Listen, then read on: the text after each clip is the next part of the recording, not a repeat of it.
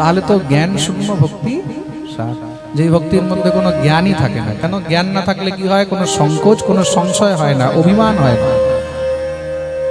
অনেক সময় কি হয়? জ্ঞান হলে অভিমান হয়ে যায়। জ্ঞান হলে কি হয়? অভিমান হয়ে যায়, মানুষ তর্ক করে, তার্কিক হয়ে যায়। জ্ঞানী ব্যক্তি অনেক সময় তার্কিক হয়ে যায়।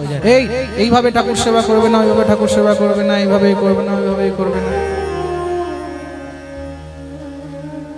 দেখবে অনেক সময় ঘরের মধ্যে অনেক রিলেটিভ আসে, কোনো বৈষ্ণব রিলেটিভ আসবে না, তুমি কিছু করছো, তোমাকে দেখবে বারবার পিন করবে, এই থালটা এইভাবে রাখবে না, গ্লাসটা এইভাবে রাখবে না, ঘন্টাটা এইভাবে রাখবে না, শঙ্খটা এইভাবে রাখবে না, তুলসীটা এইভাবে দেবে না।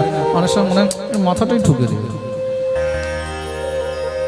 আচ্ছা, আমাকে একজন ভক্ত বলছে, বলে মহারাজজি কি করবো, এরকম এরকম আমার অমুক রিলেটিভ এসে রোজ রোজ আমাকে কিছু না কিছু করে, এটা এইভাবে করবে না, ওইভাবে করবে না। 2 দিন 4 দিন 5 দিন 6 দিন পরে বলছি একটা কাজ করবে তো, বলে কি তুমিও এইভাবে আমার ঘরে রোজ রোজ আসবে না।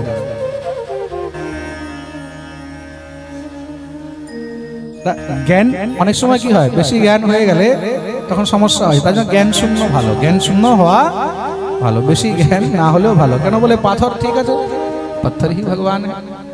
भाव नहीं तो निधिवन मधुवन देखत सब वीरा, भाव होए तो पाषाणों में दिख जाए भगवान।